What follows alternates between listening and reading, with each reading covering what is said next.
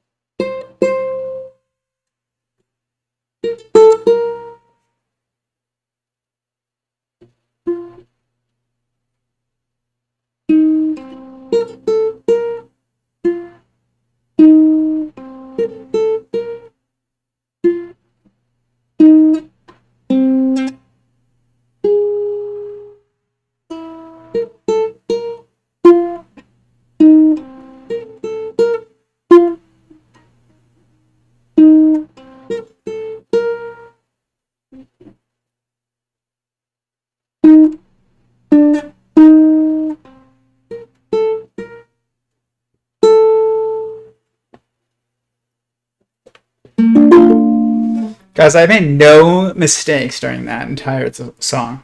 That is amazing. That's pretty cool. I didn't make a single error, which is good because it was the first time I think I played that whole thing live. But actually, that's not true. I've definitely played it live before. But that was the first time I played it all the way through without a single error live. Legit. It's amazing it's just amazing. I've never been able to do this before. I know I keep talking about it, but when you make a breakthrough in a skill that you've never had, for me it was always math, but it was math as it's taught in school, which is meaningless math. It's really meaningless math. There's a lot of math in school that's taught that does have meaning, and then there's a lot of meaningless math. And I always struggled with meaningless math, but I have. That's fine to struggle with something meaningless, but music isn't meaningless. Music is very meaningful. Music, or I'll say that music conveys a lot. It's just, it is the universal language, as I've discussed before. So to be able to make, some music is pretty amazing when you haven't been able to do it your entire life. It's so weird. I wonder what it is. I'm sure it's multiple things. The fact that this starts with four strings, 4 primary perspectives, and just builds and builds and builds, is just obviously not, it obviously there's something to that, I'll say. I don't want to say it's obviously not a coincidence, because to say it's not a coincidence gives legitimacy to the word coincidence, which, if you watch the last stream, is on the list of bad words. And we're not going to say that, we're going to say it as little as possible, I'll say.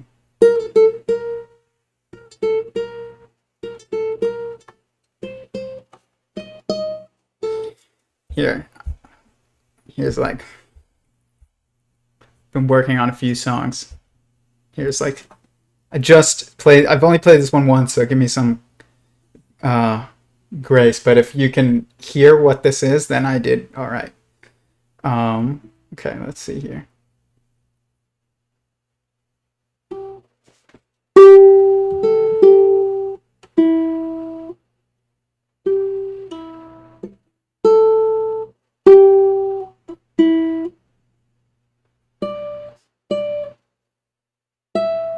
Wait.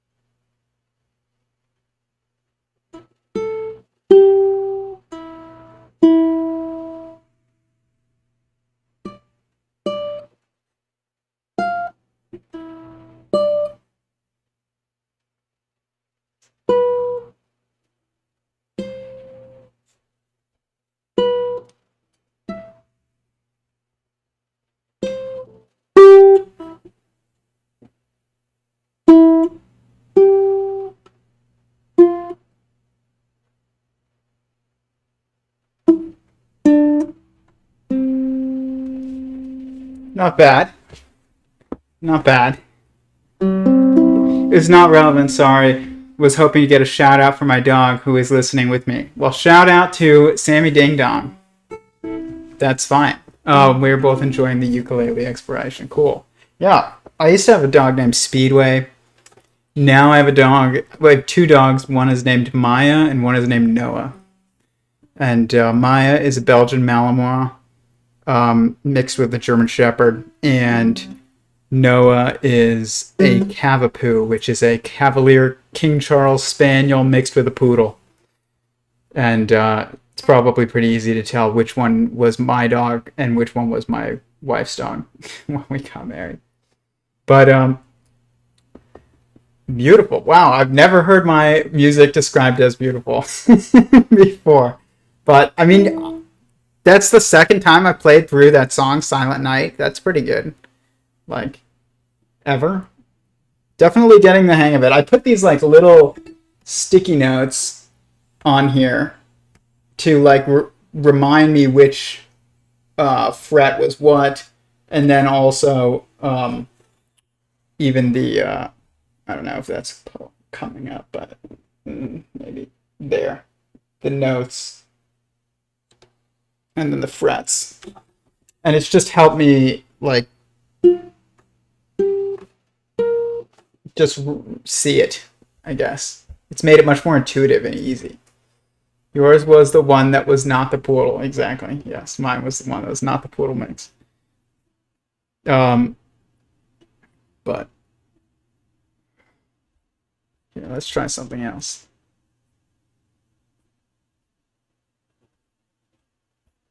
Okay, let's do this one.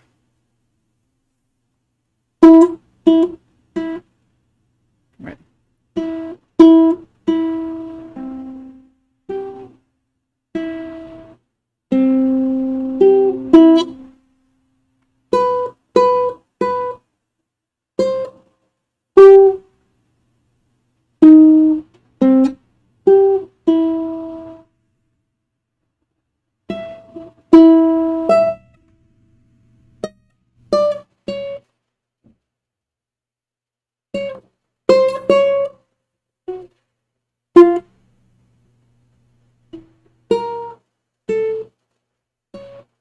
I don't know how much is picking up on the mic, so like I don't know how hard to like pluck the strings, but so sometimes I'm plucking them harder and sometimes I'm not, but I'm also not very good at regulating it yet.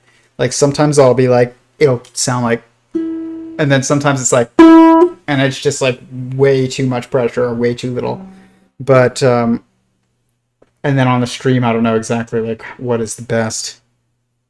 Um, but that was Star Wars.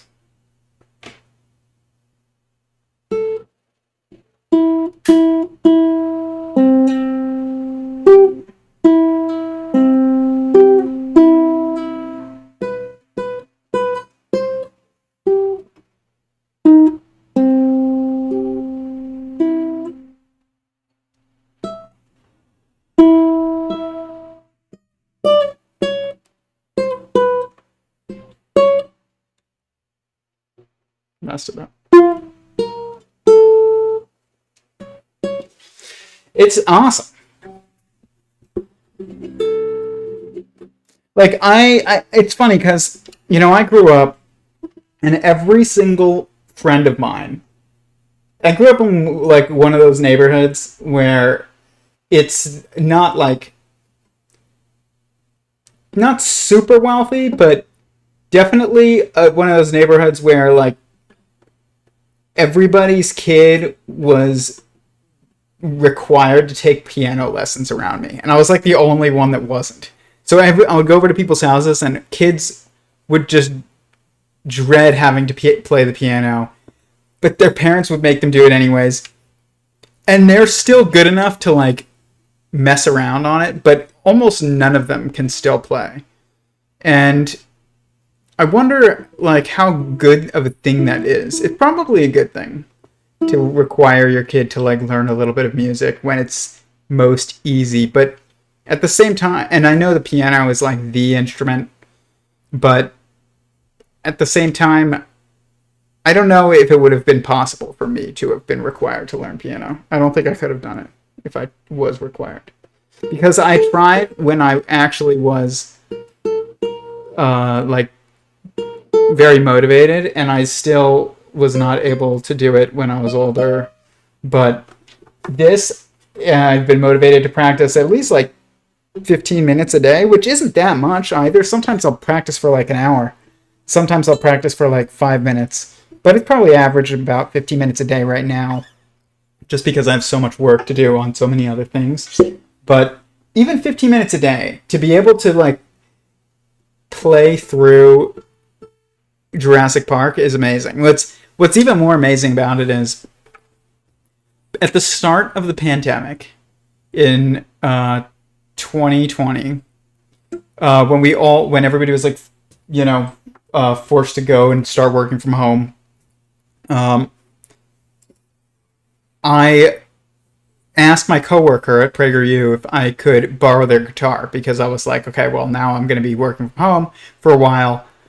I might as well pick up a new skill, and I wanted to pick up the guitar. And I said to my coworker, when we come back, by the time we come back, I will be able to play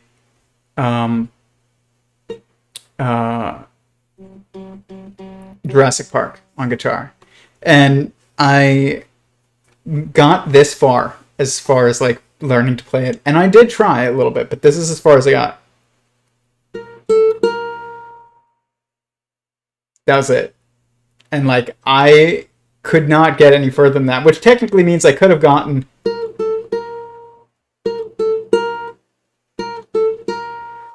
and that's all I could get. And I just got very frustrated because I could not get any further than that. And I took that guitar actually back to my friend and, like, visited the PragerU office actually the other day, which was really nice. And dropped off their guitar. And it had been a year almost. And the night before, or maybe the night before that, even, it's probably the night before though, I had actually played through Jurassic Park, the entire song, for the first time on not guitar but on ukulele, which is weird because it was like the timing of it was like it was so perfect. It was just crazy. And I sent it to my friend whose guitar it was at like 2:00 in the morning the night before I had dropped off their guitar. I was like, look, and I actually played through Jurassic Park and sent them the video, but it wasn't even on their guitar, it was on ukulele. It's like, what are the odds of that? Probably 100%. And I wasn't even trying. I was like, after the fact, I was like, wow, that was like some seriously odd timing right there. Like the night before I bring this guitar back that I had set out to learn Jurassic Park on, I actually learned Jurassic Park, but I learned it on ukulele instead of on guitar. And that just shows, like, it shows so much. There's so much in that. Obviously, God had a hand in that. But also, just like below that is just, it shows the kind of like the mesh between our goals and also the way that life works out in spite of it. Almost, it's like you can have a goal to learn, Jurassic Park on guitar, and that goal might not work out, but you actually could do something even better, but that also simultaneously does actually fulfill the original goal that you had. So let's say you want to learn piano, but then you can't, and you learn flute instead, or like you want to, I don't know, you want to paint, but you realize you suck at painting, so you get into photography. It's sometimes our failures can definitely lead to discovering things better than what could have been, I guess, or what we would have wanted. And it's just cool when that works out. But it's something that's always impossible to see when you are like in the moment. And I'm glad that my wife, like, definitely very grateful that she kind of pressured me to get this, because I was about not to. But there was this, I saw once Eric Weinstein was like trying to teach this guy how to play his guitar, because he had this guitar he didn't know how to play. Eric Weinstein's very good at guitar. And he was trying to like show this guy kind of some tricks on how to learn, and the guy was like, I think that just because math is like crazy in your head, you can just play music because like you see the math, and like he's like, that's how I just picture it. And the guy was just like, how do I get good enough at guitar just to impress like girls or something like that? And Eric had shown like this trick where you basically like take a cup and you put it on this side of the guitar, and then you just move it basically, and like a mug something, and it helps you, like, if you can't get this like finger complexity thing down. And I had tried it, I remember, and I was actually able to like make some cool sounds with my friend's guitar when I was doing that, and wasn't able to play a song because I didn't know how to even start doing that. But I could see that less strings was going to make it easier for me, and it definitely has, and it's not even like it's like one string. It's like, although you could play a lot of songs with just one string,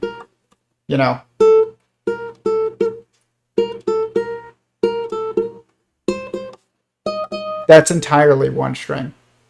That's not multiple strings. The song requires multiple strings, the whole song, but just that entire intro is just all one string. But knocking it down from 6 to 4 definitely like helped my mind like make more sense of it. And I wonder like if that, like why that is. It's not just because like I'm not experienced enough. Like it's definitely, the numbers like 3 and 4 are definitely numbers that are very easy for our mind to make sense of. And I think it's because it's so easy to build from 2, because 4 is just 2 times 2, and 3 is just 1 plus, it's just 2 plus 1. So basically like 2 and 2 is so easy because it's just one, it's just differentiation, this and that. It's like, that's very easy for our minds to make sense of. It's almost easier to make sense of 2 than it is to make sense of 1. 1 is kind of difficult to make sense of, because it's almost like you have to cave to that mentality of like a lack of differentiation, that's difficult to do while simultaneously making sense. But 2 helps you differentiate. We've discussed this before. 3 is like the number of generationality that our mind is like, 1, it's like this and then this and then this. It's like ordered. Whereas 2 is, we don't really think about it as like an order. We think about it as just differentiation. This and not that. That and not this. But then 3 is your mind is ordering them. And then 4 is like a specific number where it's like the combination of those two. Numbers are fascinating, and math was always like that, one of those things like music that just didn't make any sense to me in the way that we were taught it in school. And I tried band in school, so I did try and learn music, but it just didn't work. And then now I can like look at numbers and see the craziest things that, you know, people would think that I was crazy for saying. But then they're all going to end up, I mean, most of them are going to end up being true. I mean, if they're not already proven. For me, it was rolling my tongue, like that sound. Yours was the one. I recognize it as Star Wars. Cool. If you can recognize it, it's good. That's good enough. So interesting how you can tell the difference between when you allow the music to flow through you. Accidental Star Wars reference, yeah. And then when you rigidly try and play the correct notes, totally. Could it be that food tastes better when you cook it with love? Definitely. Definitely. Food tastes way better when you cook it. And when you cook it with love and like within, I guess, I don't want to say with love because it's, cooking with love is like when you're cooking for someone else, I would say. But cooking, but then there is also just this like flow that you can get into with anything, like cooking or playing, you know, songs or math even. And I was waiting on my Excel to finish updating this whole time, so I was distracting you with music.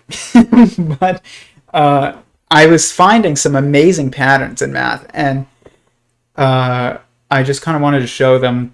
I can't tell you what they mean right now, but just kind of like wanted to show like just the weird flow that you can get into with math, or with, I don't even want to say with math, but with pattern and numbers that most people who claim to be good at math or in school are not. They have no concept of this kind of stuff.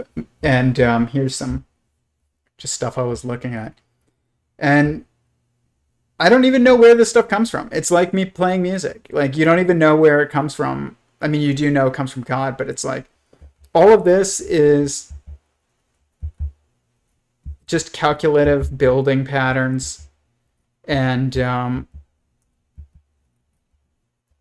it's just fascinating, like the patterns that you can end up seeing. And you know, one of them that's interesting here is like I was just building these patterns and seeing what would happen, where it would go, and I had gotten, I mean, it just like comes from, I don't know, like looking at lots and lots of numbers, but just kind of looking for patterns, and found some fascinating ones where like when you get to 144 here, like it changes where, you know, every successive number here, this number and this number are the same. Like here, this number and this number are the same, and here, this number and this number are the same, and that just keeps going. But it starts after right here, and I cannot explain why. And like any of this could always be my error, but like I do check it and to see if this is real pattern, and like this is one that I found, and just me building this, and it's so fascinating that it's like 42, 72. 84 and 144. And if you know anything about, like, a decent amount about my work, you know that all of these numbers are very important. 72 comes up in my work all the time. 84 comes up, and 42 comes up. 144 comes up. And then after that, it's like just this perfect symmetry all the way down. And I cannot explain why that's the case, other than what it looks like is that at a certain number in math, you reach the point, which this is 36, by the way. So this is like, it's 6 by 6. It's a square that's 6 by 6. After that, it's like you reach the point of no more creativity. It's like just repetition after that. It's almost like, it's almost like variation or repetition.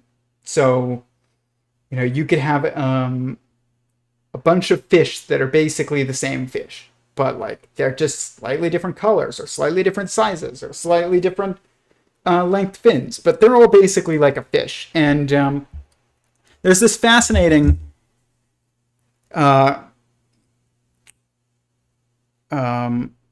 image that I want to show that just highlights this very, very well, much better than pretty much any other image in, I guess you could say, evolution that I've ever seen. And let's see if I can find it.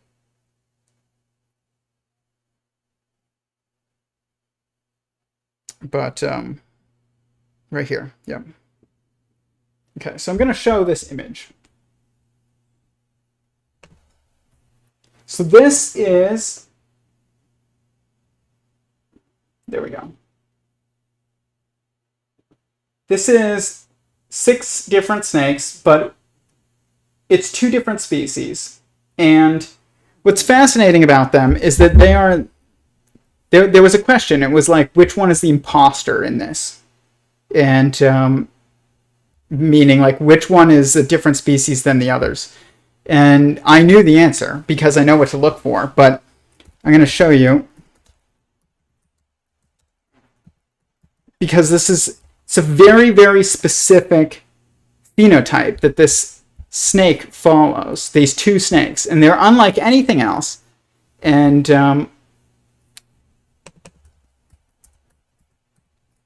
it just blew my mind that like this exact color pattern evolved independently twice.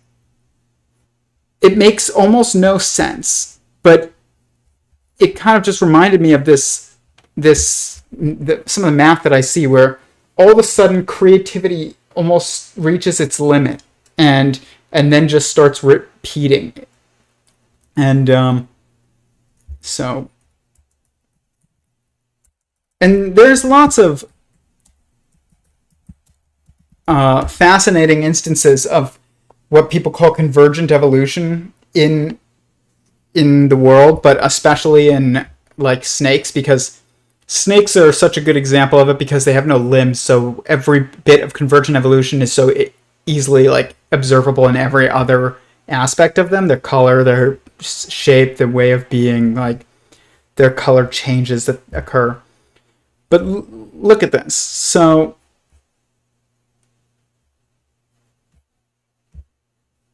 this snake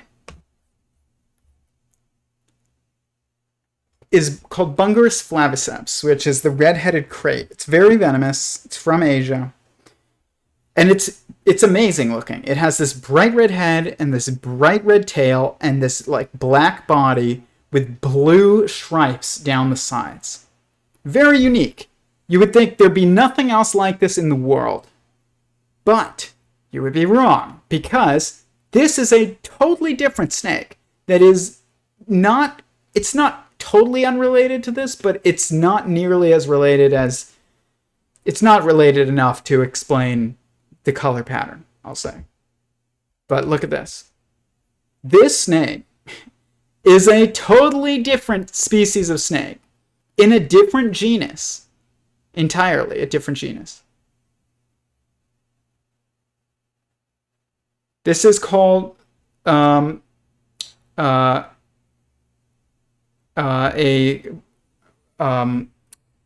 Malaysian blue coral snake. It's arguably the most toxic snake in the world at this point, but there's other research that needs to be done. But it has very unique venom. And it's got the largest venom glands for its size of any snake in the world. Like, it's like 25% of its body, which is so weird. Most of the time, it's just in the head. And its venom causes the seizing up of every muscle in your body, instead of just the shutting down of every muscle in your body. And there's no other venom in snakes like it. But that snake is entirely unrelated to the snake. How the heck did that phenotype evolve twice? That's amazing. It's one thing to evolve like a green snake that sits a certain way twice because it's the same environment. But it's like, what caused this twice? It's not like it's blending into anything. It's not like this is like an efficient form of movement that evolved twice, like sidewinding or something like that. It totally is. It's just so strange. There is almost like the explanation for it has to be like meta mathematical. It's that unique. And I was thinking about that when I was looking at this, is like, at a certain point, the ability to make something entirely new seems to cease. And if you don't think that this is related to like this type of thing, then you can't say that math is, everything is math. Of course, everything is numbers, essentially, or metamathematics. Everything is metamathematics. I mean, there are some fascinating patterns in this that I was finding. A bunch of sequences are just fascinating. Like, you'll just find the craziest things. And what I was looking for in this originally was, I was looking for how prime numbers interact with integers. And so because I think I have this theory that like primes are related to consciousness, essentially, so or sentience.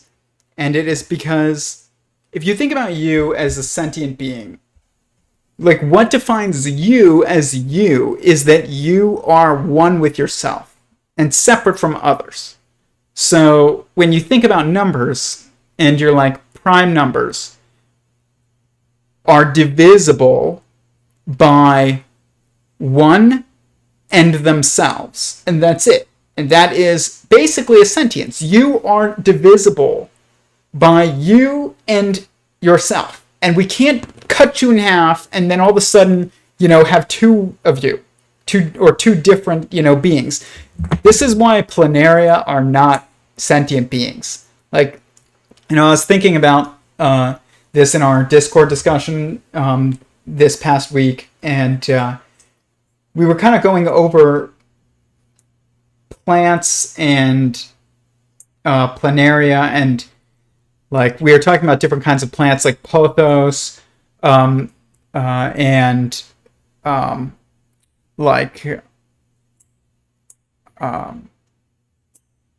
just a bunch of like versus bromeliads, and like which one was a sentient being, if any of them, or whether or not they were what I'm calling a corporism. And like I think a planaria is a corporism, which is like this unique, or it's not unique, but it seems to be unique in animals. Like, I don't know of any other animals that are like planaria. Planaria they seem to be like totally unique, but I don't know, at least like, I take that back. There's some other things that you can cut in half and it'll regrow. But planaria you can cut up into like 250 pieces apparently, and each one of them will just become a new one of itself. That means you can divide it. And you can divide planaria by like 250. And you can't divide you by 250. You can't do it. You can't divide you by 2. You can divide you by 1 and yourself. And that's it. And I think that means that prime numbers are like almost the secret, the mathematical secret of sentience. And I'm not saying I know how like this manifests, but or exactly how this is observable other than just the general concept. Like there has to be a place in which this concept is much more like concretely observable. Like what it like is a minnow or like a C. elegans worm. Like that worm is, I don't think that worm is divisible. I think if you cut it in half, it's dead. And a C. elegans worm is, if that, maybe that is 3 because that's a prime number. And like you as a human being could be like 1123, which is like also a prime number, I think. Let's double check that, make sure. But I'm pretty sure it is.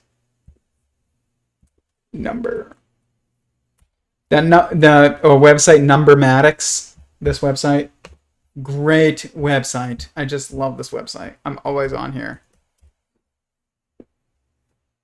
It's a prime number, yeah, like I thought. And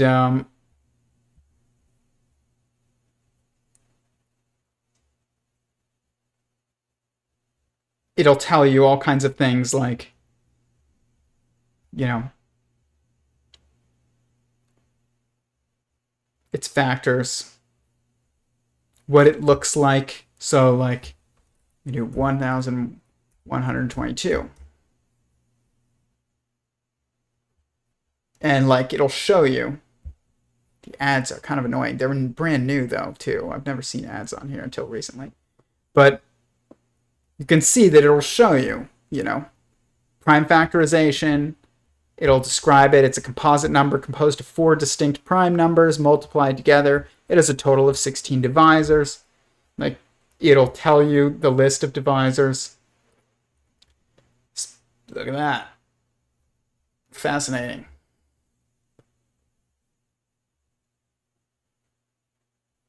This is a fascinating number.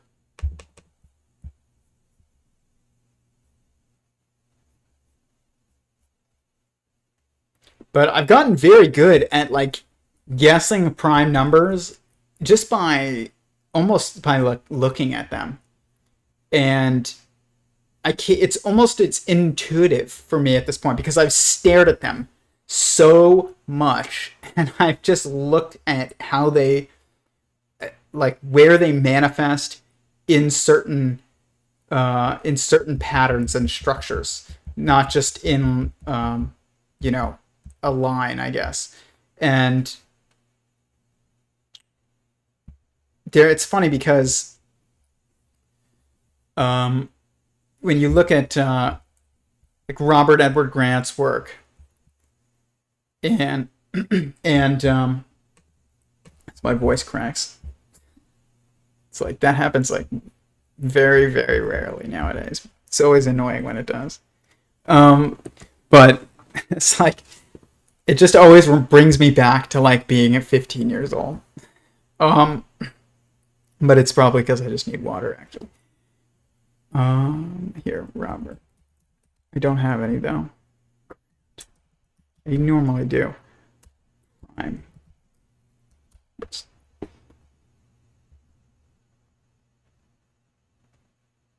Like, Robert Grant created this, and it's just a model that shows where the primes manifest in this, like, 24 set, like rotational set, basically.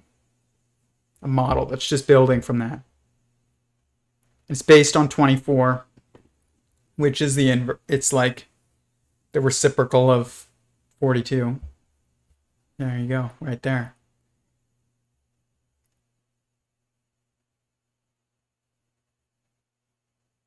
this is like the kind of stuff that I look at too in my models, but it's just structured differently. He uses like he draws a lot, and I don't. He did suggest to me to get a compass and start drawing, and I did get a compass and I did try to start drawing, but I have not cracked that code of like what to build from really yet, other than just circles, which I just feel like it's already there for the way that he does it. But everybody has their medium. It's like being a photographer versus painter, or something like that. It's not, which is nice. It's not. It's like it's not a lack of ability, I guess. It's not. It's like it's like being able to play piano versus ukulele. It's not like lacking of being able to play any instrument. But Excel is my medium. I build from squares. But it's fascinating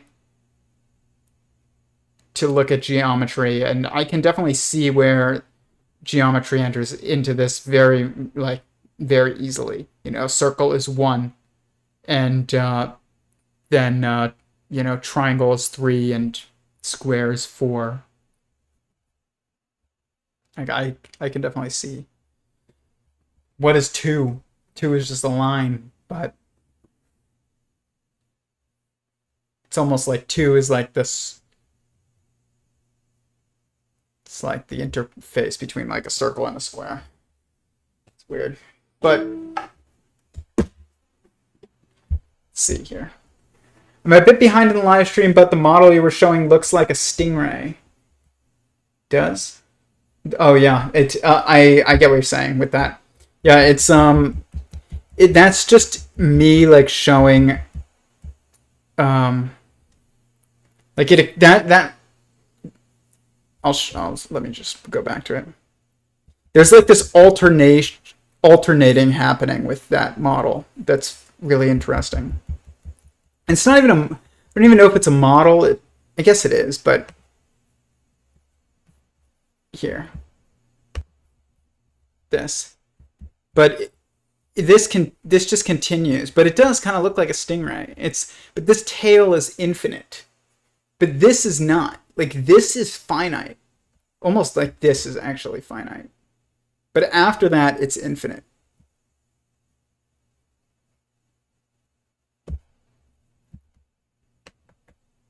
There's just everything after that is just this pattern that's just repetition, but everything before it is not. So this is a square. You know what's fascinating about this? So this square right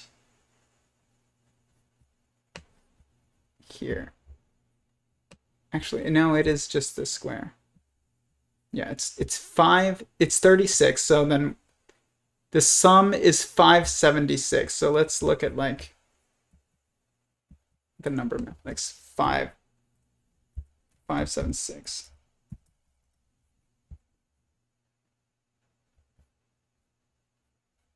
Two prime numbers multiplied together. Fascinating. Look at this. Okay, so it's 2 to the power of 6 and 3 to the power of 2, which is weird because obviously like 3 times 2 is 6.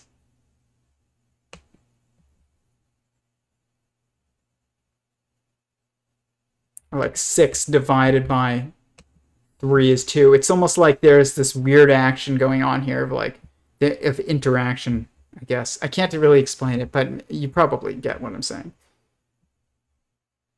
There's 2 and 3 and 6 here, and there's obviously an interaction between those numbers.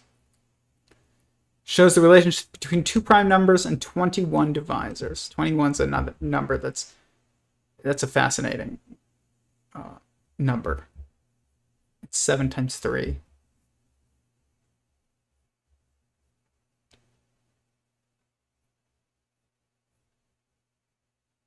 But look at all these numbers that are in it. 36, 32, 24, 18, 16, 12, 9, 8, 6, 4, 3. Also 64, 72, 144.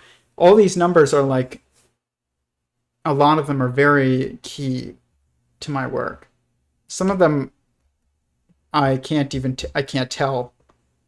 Um, like 192. I don't know where that would pop up, but it probably is there. I just haven't hasn't stuck up to me, stuck out to me. Look at that. Look at this. See, this is what I'm talking about. Okay, holy crap.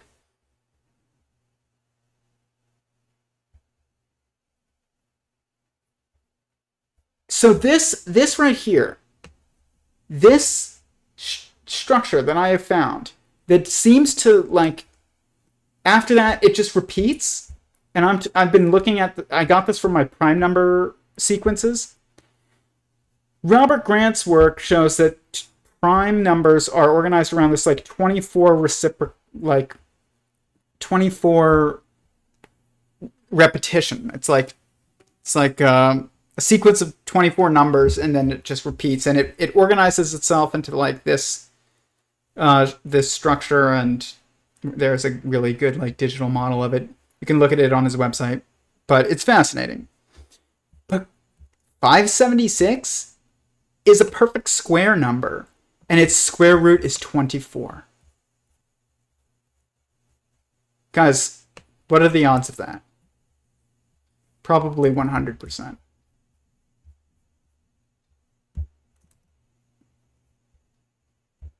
Fascinating.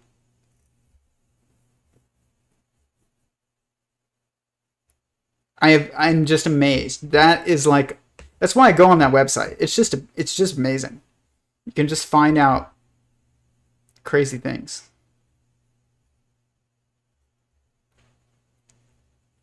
It's squared as 33,1776. That's also very weird.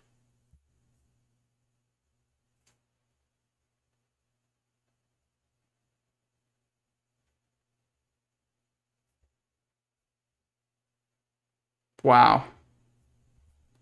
That's amazing.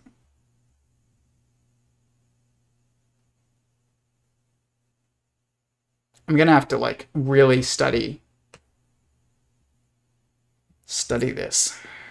Look at the average. It's 1/3.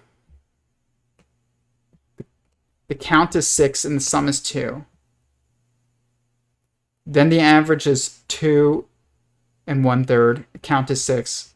Sum is 14. Then the average is 7. Count is 6. Sum is 42.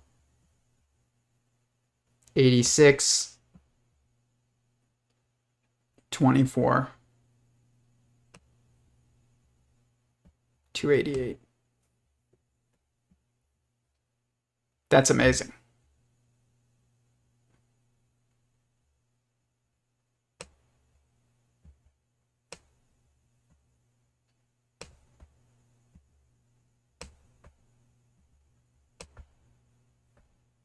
Weird. Some of that is 16, some of that is 24, some of that is 24 as well, some of that is 56, 168, 288. You can just get into a flow with this stuff though sometimes, and it is just like making music.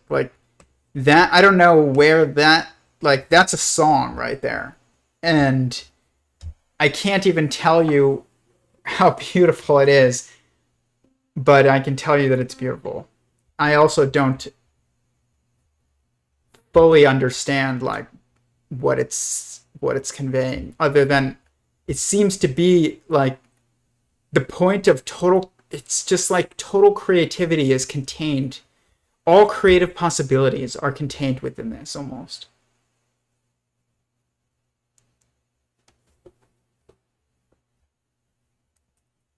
It's weird that when you look at it, you can, and I applied the heat map to it.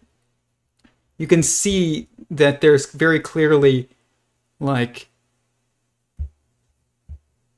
a a, a growing pattern, I guess.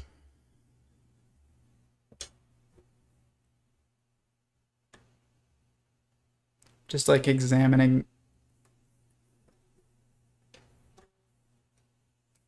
like all these different symmetries. So basically, what I do when I'm doing this is I just look for symmetry. So the sum is 199 going that way. That's fascinating.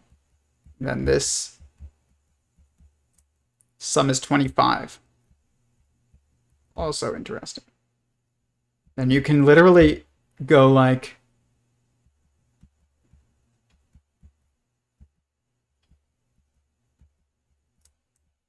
sum is 224. That's kind of interesting. Interior sum is 18. The next level is 136, and then you get to 576. So basically, like, it's all looking for symmetries, though. So anything you do to one side, you have to do the other, and that's basically the only rule. And when you're doing this kind of stuff, and you just kind of see what happens, and you will see the craziest patterns.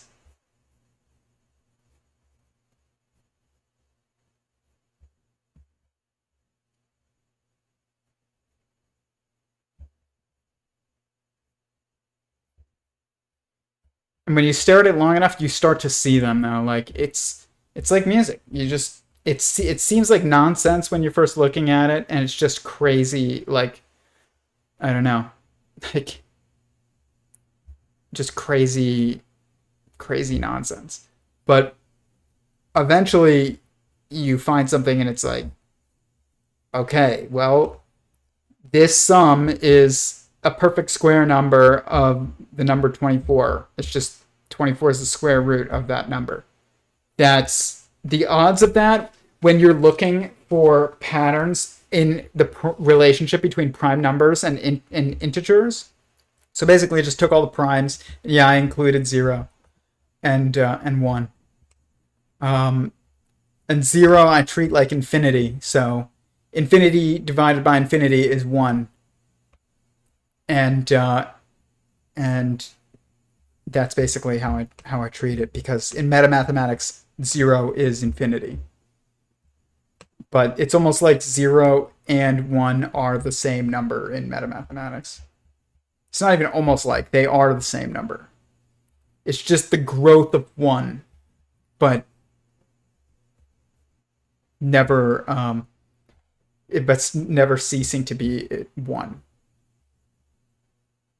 But after that point, you'll just get the same thing where this number and this number are the same, and this one and this one and this one and this one and this one and this one. But prior to right here, it's not. 72 and 84.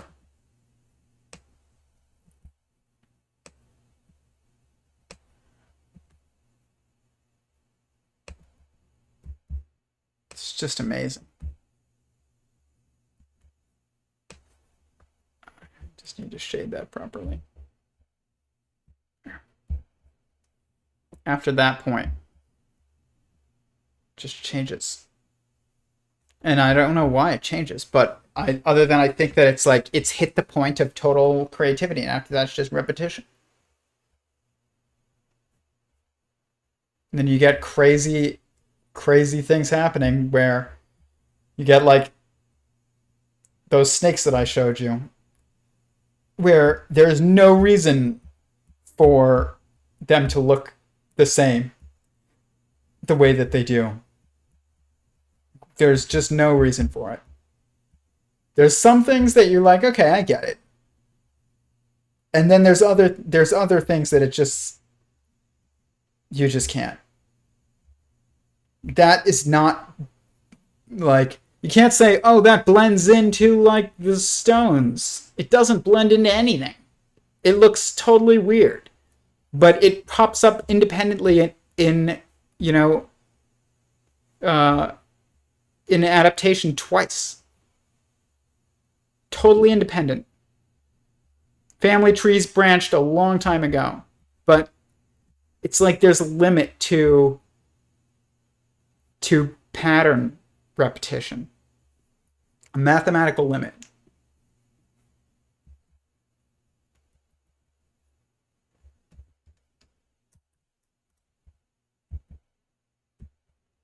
And then you reach it. But I definitely think prime numbers have to do with sentience.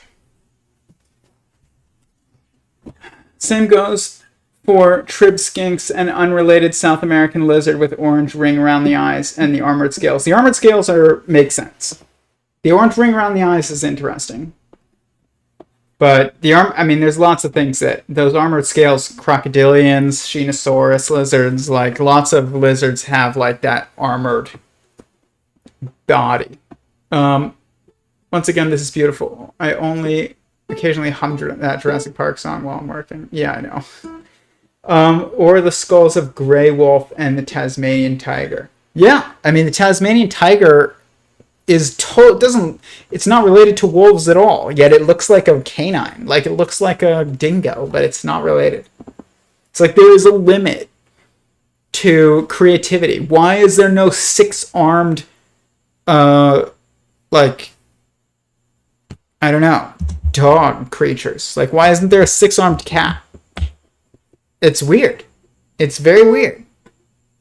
And it's funny because then you watch like movies and like TV shows, and they'll be like, I don't know, some TV show showing like life on another planet, and it will have like six-armed, cats or something, and like that doesn't ever pop up. And why wouldn't it though?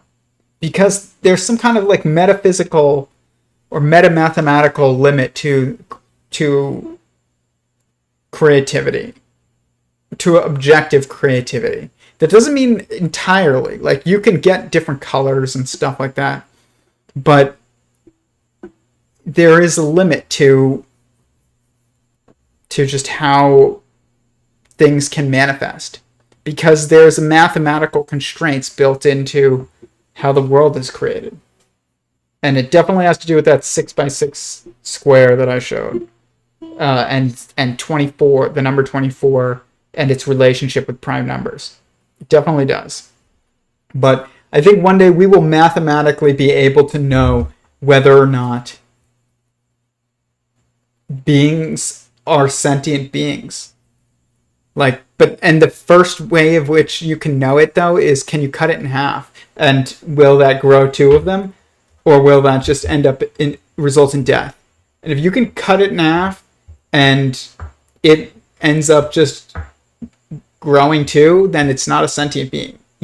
It's not a prime number. It's divisible by more than one in itself. Your prime number. I don't know what prime number, but a prime number. In a place that's Silent Night again.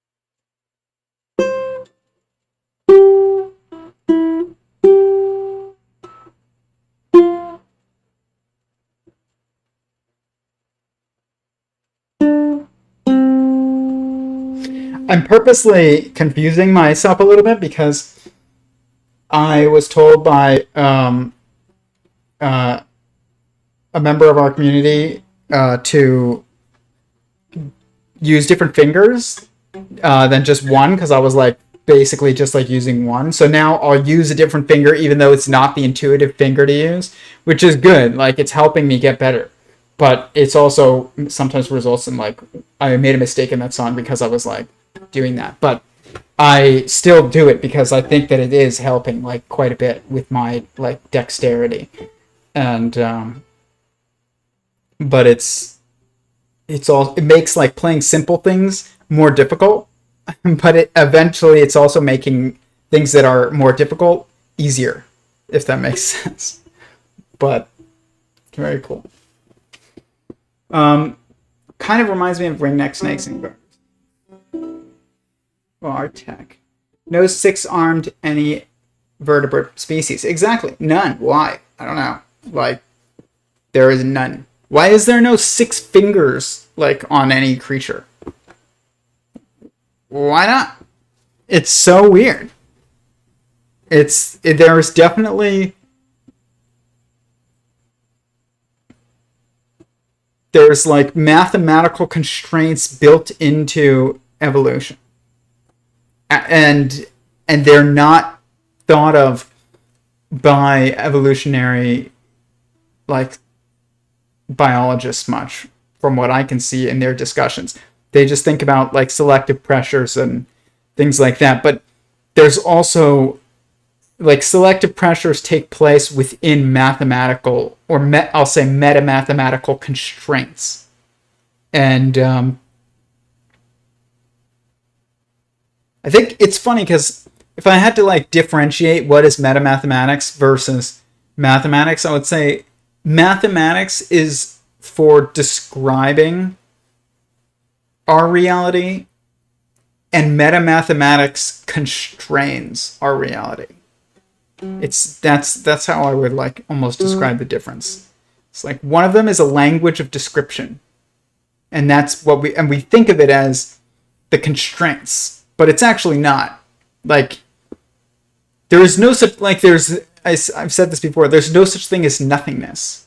Like, nothingness doesn't exist in existence. It can't. But you can say, I have 0 apples.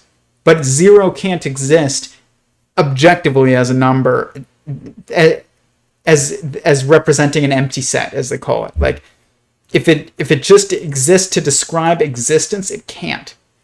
But 2 and 1 and I'm sure 3 even, like, these can describe different aspects of existence. And so can 0 if it represents infinity, but it can't if it represents an empty set, because there is no empty set of existence. There is the observation of it only exists as an observation within relativity, essentially. And that shows you why metamathematics is a constraint. Let's try this one again.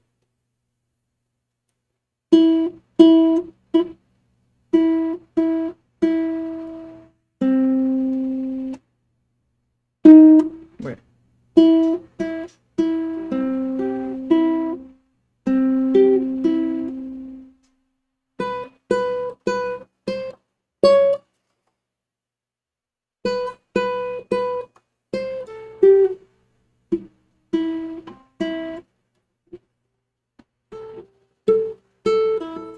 I have a hard time with Star Wars. Star Wars is hard. I don't know why. But it is not an easy song for me to play. Like, I can do it, but it's not very easy. Ethan, you missed me playing Jurassic Park with no mistakes. I played it right when we started the stream. Not a single error, which was pretty cool. The metaphysical fabric of things. Exactly. Brian Keating, who I like a lot, friend of mine, like, like, he described this work as, I think he was describing this work. He didn't say it to me. He said it on a stream, but he said, I have a friend, and he has created some kind of we call it cosmic macrame. And I was like, I think that's me. That's definitely gotta be me that he's discussing.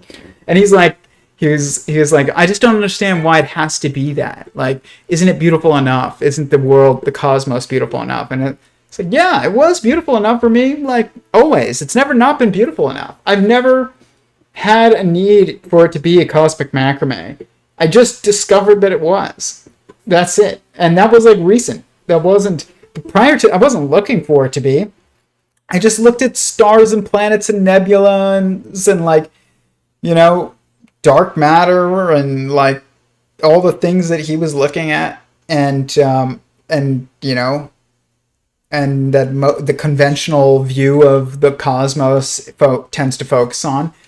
But it just, what if it's more beautiful than even that? And that's pretty beautiful. Like, I'm not going to say that's not. It's just, what if it's actually way more beautiful? What if it's a beautiful cosmic macrame? Like, that's as beautiful as you can get. And what if it's one string that is literally woven into the most beautiful, like, just macrame, I don't know, like, what's it called when you, not a rug, but like, when you weave something, and it's a loom. It's like woven on like a loom. But God is that one string, and just creating knots within knots. And a knot, when you get it into a very specific knot, and that knot is not divisible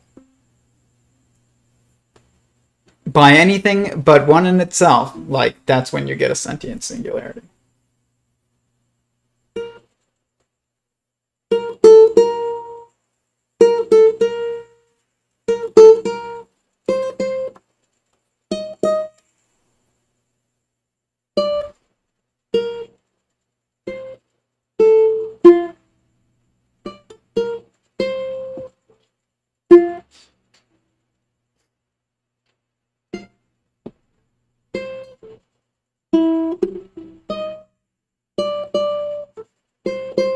Of course, now I'm making mistakes.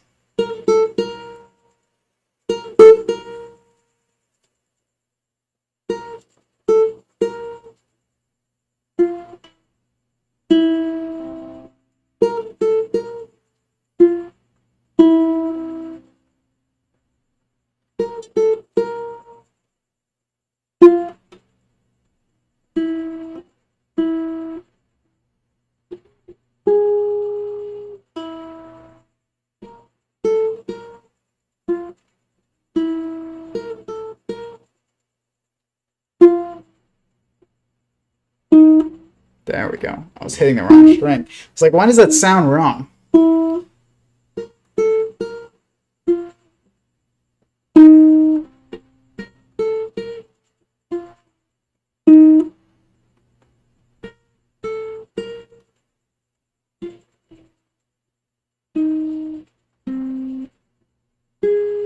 There we go. Legit.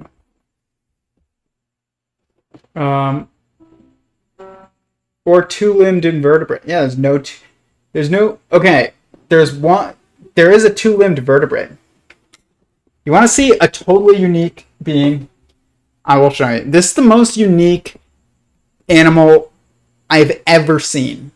If you have to, like, pick one, it's called a bipes. It's called a bipes biporus.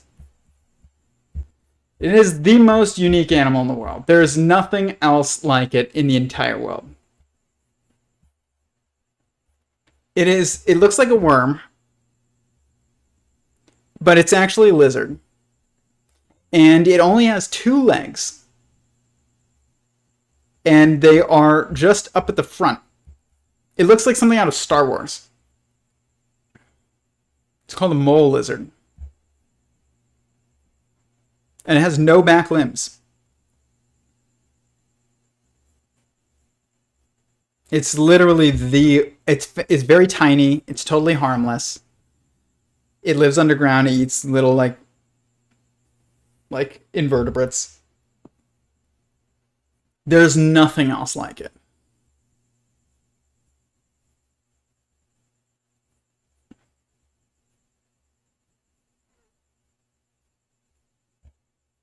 Look at that. That's weird, man. That's totally weird. I think it's the most unique animal in the world.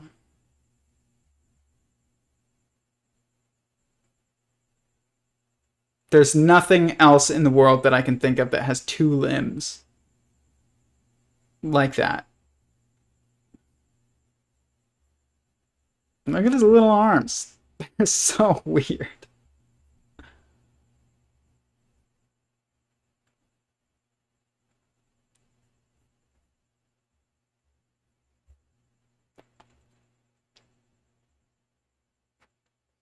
And I cannot think of any other instances of like where convergent evolution has resulted in that structure.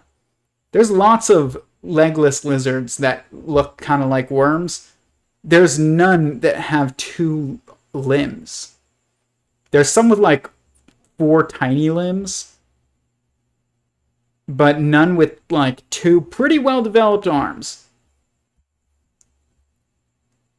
And that's it.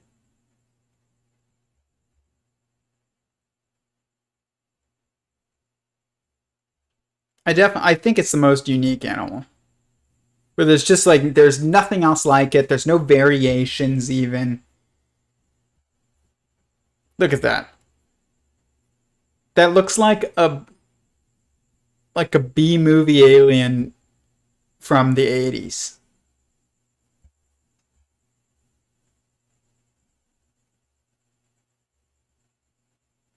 I mean, it literally does actually like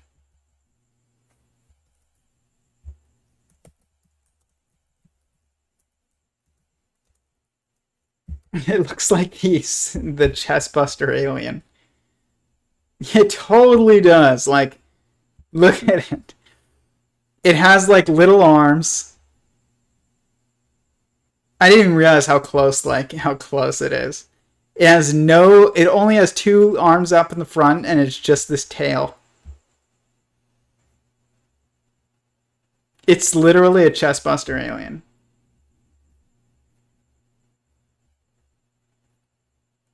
That's so funny. I didn't realize like how good that was, but it really was. Perfect.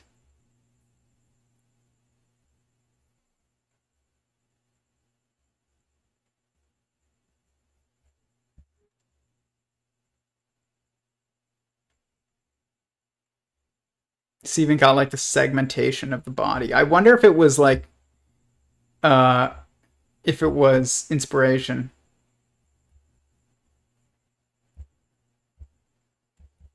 But the Beepus like Bipus looks friendlier. It's like a friendly version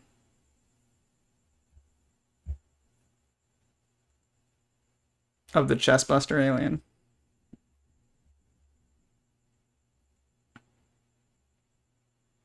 And it's also very, very small. Like that's a fingernail. That's about as big as they get right there in someone's hand. It's about actual size.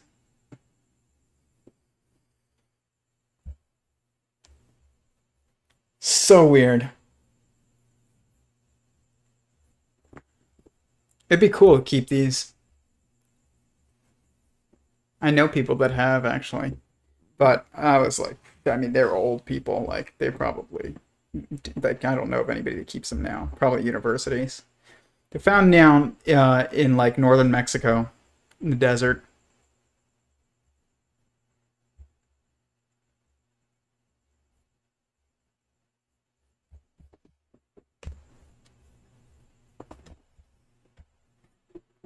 fascinating.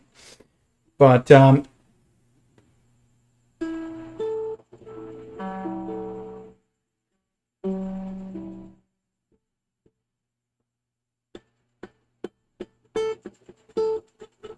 yeah, there's snakes that are just like hognose snakes from all around the world, and like garter snakes from all around the world. But there's just those two that have that weird like pattern: the red-headed crate and the blue coral snake. Try playing this again. Okay. Let's see if I can do this one.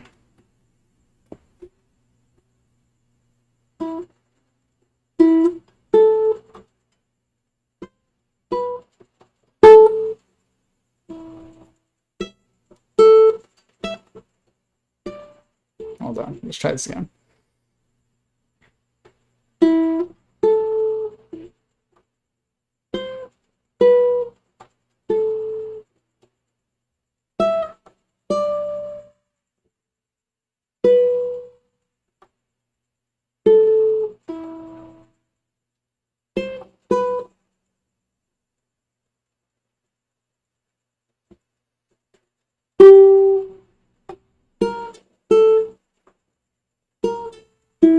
There we go. Messed up the last note.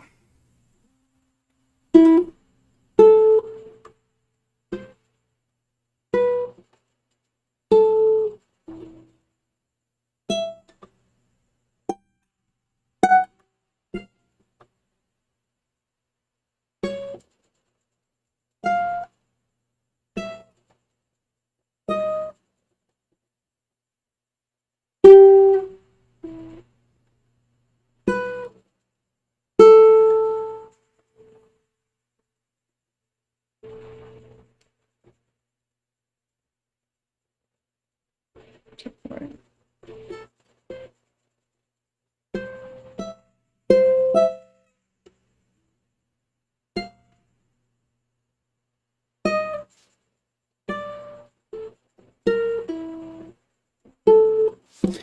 Tough. It's a tough one, Harry Potter. But I will definitely get it down.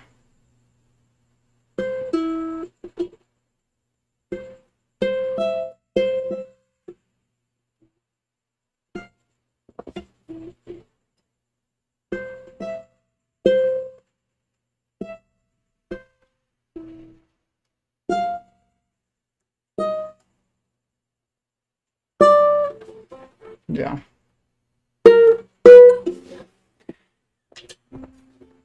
Sick. All right. It's like the meta mathematics is music. It's like it's gotta be, because music is one of those things too. It's like there. It's not even meta mathematics is music. Meta mathematics is the constraints of music, just like it is the constraint of this, of life, and it is also the constraint of probably how you can weave things. Like there's different ways in which you can weave, things together. I'm sure there's different kinds of macrame. Let's see, work types of macrame.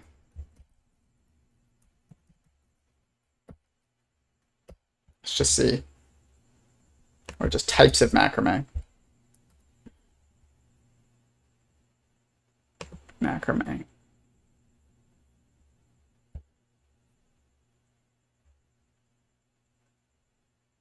It's 3 most common macrame knots, but there's 6 different types.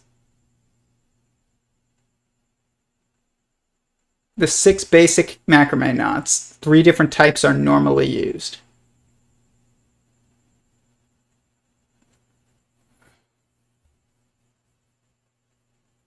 The lark's head knot, the reverse lark's head knot, the half knot, the square knot, the horizontal half hitch, right to left, the horizontal half hitch, left to right, the diagonal half hitch left to right, and the diagonal hitch right to left. That's literally like what we were doing over here. When I was looking at the different like symmetries, it's like you can do like that. And it's like a woven pattern almost. You can do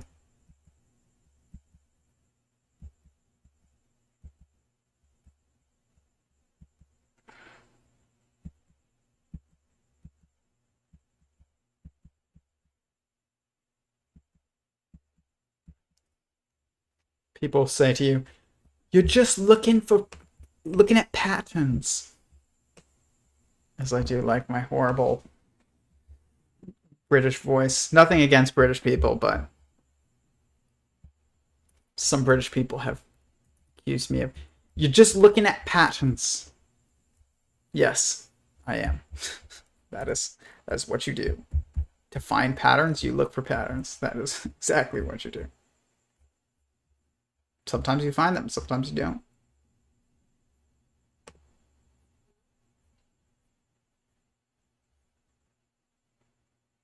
Dang. I went to town this weekend looking for patterns, or this past weekend. This is all new. And then I had to go and move to a different sheet because it was just getting too big and too complicated. And then I discovered this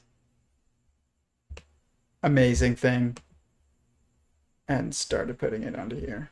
Looking for more patterns, using that.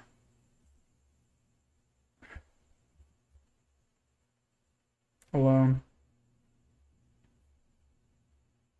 It's definitely at the point now where I have to get a new sheet. This is just like getting out of hand.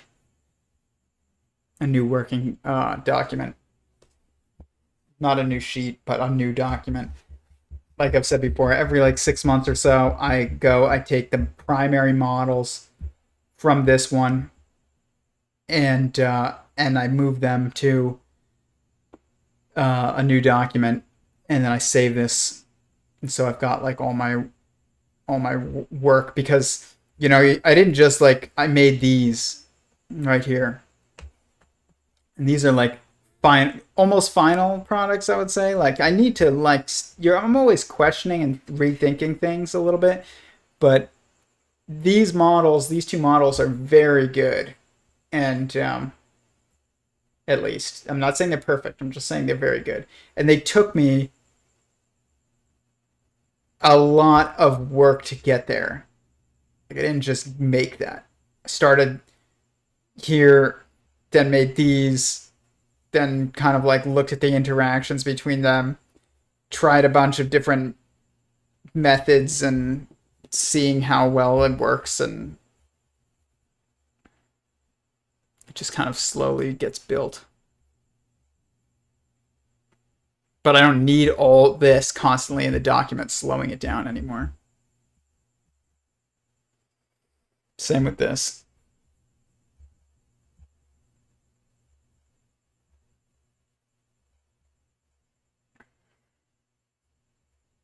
Anyways.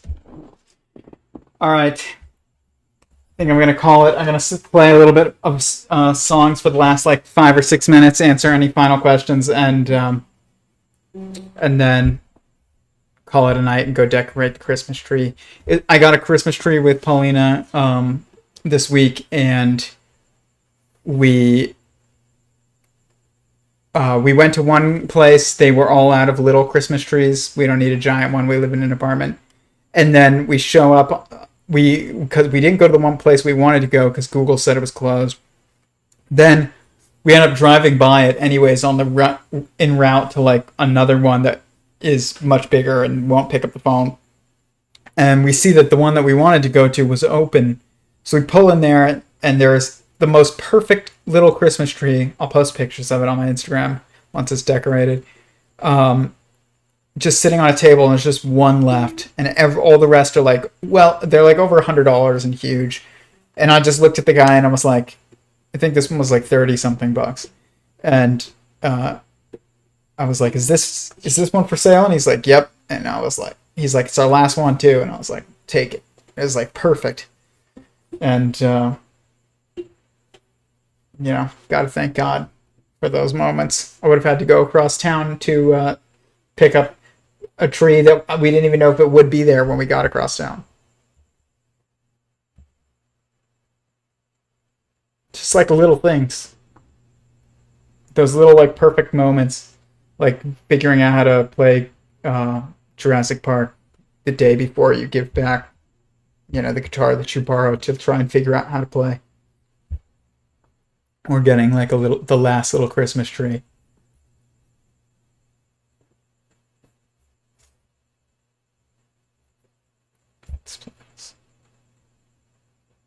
Okay.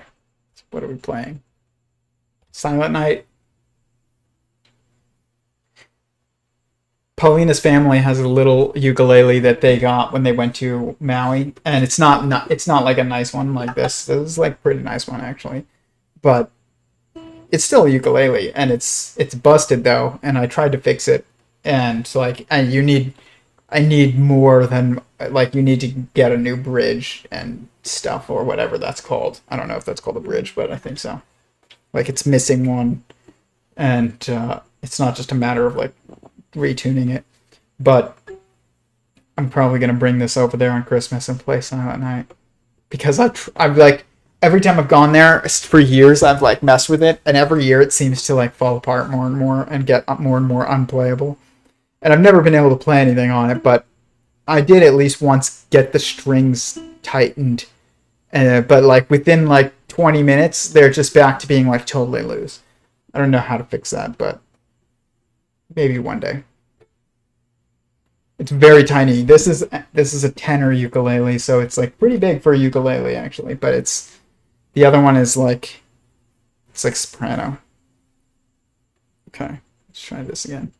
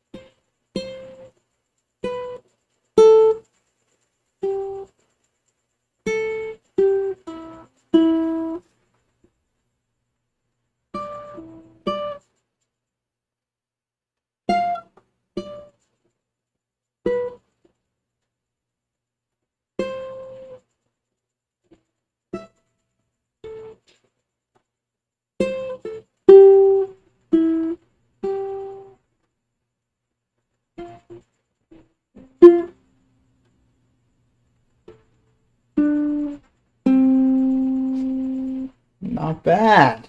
Not bad. I'm just working on like the pressure. I don't know yet.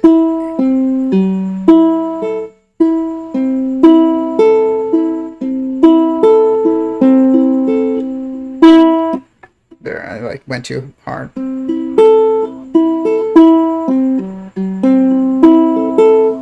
Definitely need to continue to work on that a bit more, and then eventually get like able to like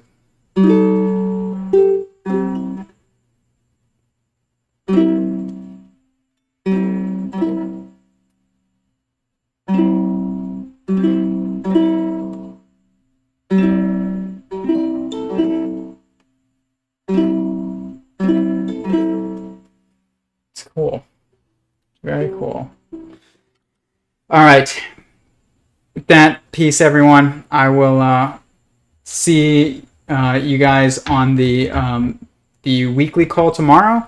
If you're part of our Discord, if you are not, and you'd like to be, and you'd like to join our weekly discussions and our little private Discord community, we have a weekly call It's open. We discuss everything.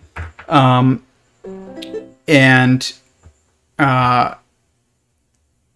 you can join by just sending me a message on Instagram, private message, asking for the link, and I will send it to you. That will be tomorrow at 7 p.m. Pacific time. Please hit the like button. Please hit the bell notification so that you get notified when I'm live. On here, also go to my website, sentientsingularity.com. Scroll to the bottom of the homepage and sign up for my email list just in case this channel gets taken down. I mean, it will get taken down. 2022, sorry. 2022 is going to be an amazing year for this channel, I think. I see so much coming. The publishing of the paper is coming at the start of 2022. We're going to have Robert Edward Grant on. We're going to have a bunch of other guests. I'm hoping at least like once a month to have a different guest on to discuss their work, their theory, their work with people, other people's theories. And I have some like big goals for some people. We'll see who will actually like end up agreeing, but some of them have already, and I think it will be awesome. This channel is definitely very much in its infancy, and I'm looking forward to where it goes, and I appreciate everybody who participates. So thank you guys, and I will see you tomorrow, or if you're on the Discord, and if not, then I will see you next week. Peace.